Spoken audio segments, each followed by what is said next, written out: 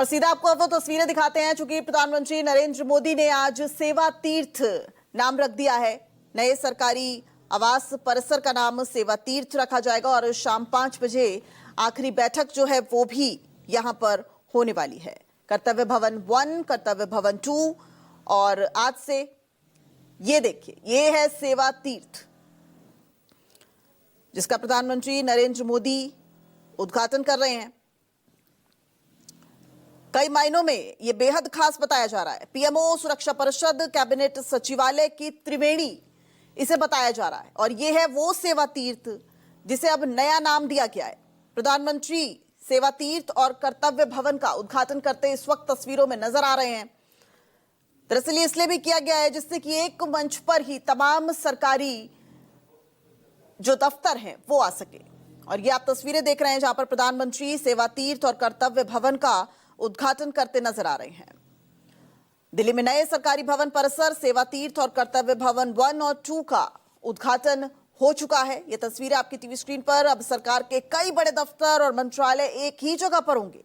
पहले ये दफ्तर अलग अलग जगहों पर पुराने भवनों में चलते थे, जैसे शास्त्री भवन, कृषि भवन, उद्योग भवन, तमाम अलग अलग जगहों पर ये भवन चलते थे, लेकिन ये सरकारी दफ्तर चलते थे और अब इसको नया नाम दिया गया है और इससे काम में देरी भी होती थी। कुमार गौरव हमारे सहयोगी ज्यादा जानकारी के साथ हमारे साथ जुड़ गए हैं।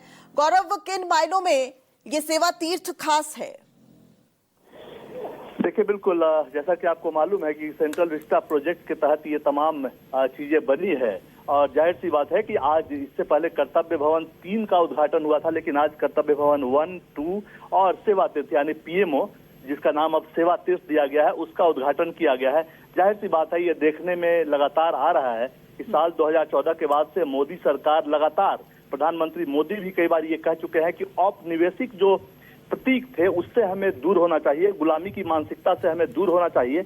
इसके तहत कई बदलाव प्रधानमंत्री के द्वारा किए गए हैं, जैसा कि अभी वर्तमान जो तस्वीरें चल रही है, साउथ ब्लॉक को सेवा तीर्थ का नाम दिया है, सेंट्रल सेक्रेटेरिएट जो पहले था उसको कर्तव्य भवन का नाम दिया गया है, राजपथ को इससे पहले कर्तव्य भवन किया जा चुका है, रेस कोर्स रोड को लोक कल्याण मार्ग किया जा चुका है, राजभवन को राजनिवास और लोक भवन लोक निवास किया जा चुका है। तो जाहिर सी बात है, प्रधानमंत्री लगातार ये कहते हैं कि औपनिवेशिक मानसिकता से बाहर निकलने के लिए इन चीजों को एक सिंबॉलिक तौर पे इन तमाम नामों को बदला जा रहा है।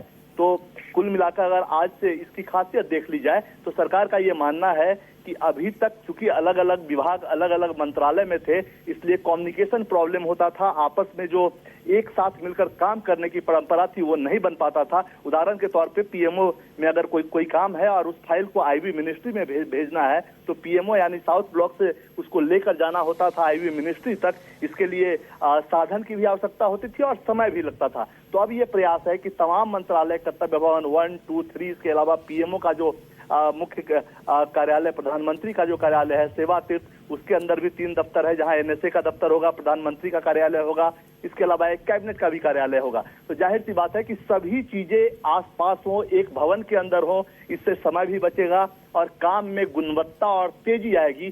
साथ ही साथ जो मुख्य मकसद है, एक आप नैरेटिव के लिहाज से ये सोच सकते हैं कि गुलामी की मानसिकता से दूर होने के प्रतीक के तौर पे प्रधानमंत्री ये नाम भी बदल रहे हैं, नई बिल्डिंग्स भी बना रहे हैं, सेंट्रल विस्टा का एक तरह से डेवलपमेंट भी हो रहा है।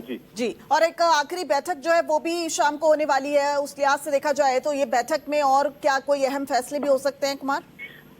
देखिए, बिल्कुल आज शाम 4 बजे साउथ ब्लॉक में जो पीएम का कार्यालय है, अमूमन वहाँ कैबिनेट की बैठक नहीं होती है, प्रधानमंत्री के आवास 7 लोक कल्याण मार्ग पे बैठक होती है। लेकिन आजादी के बाद पहली बैठक जो जवाहरलाल नेहरू ने की थी कैबिनेट की, वो साउथ ब्लॉक में की थी और इसलिए उसका बहुत महत्व है। और आज 4 बजे आखिरी बैठक प्रधानमंत्री नरेंद्र मोदी उसमें करेंगे। एक तरह से एक मैसेज होता है, गुड बाय मैसेज जो होता है वो है, और उसके बाद तमाम कैबिनेट मंत्री और सभी जो नेता हैं जो कैबिनेट की बैठक में शामिल होते हैं, वहां से निकलकर एक अच्छे नोट पे नए पीएमओ जो सेवा तीर्थ का नाम दिया गया है, उसमें जो कैबिनेट की बैठक के लिए रूम बनाया गया है, वहां पहुंचेंगे। तो कुछ न कुछ हो सकता है कि आखिर वहां से निकलते वक्त प्रधानमंत्री किसी महत्वपूर्ण फाइल पे साइन करें, और अगर वहां वो नहीं करते हैं तो ये नए कार्यालय में जब शिफ्ट होते हैं तो किसी बड़ी योजना का ऐलान भी वो कर सकते हैं। हालांकि इसको लेकर अभी तक क्लैरिटी सामने नहीं आई है, लेकिन कुल मिलाकर सेंट्रल विस्टा प्रोजेक्ट का निर्माण इसके पीछे प्रधानमंत्री का जो थीम है, जो सोच है,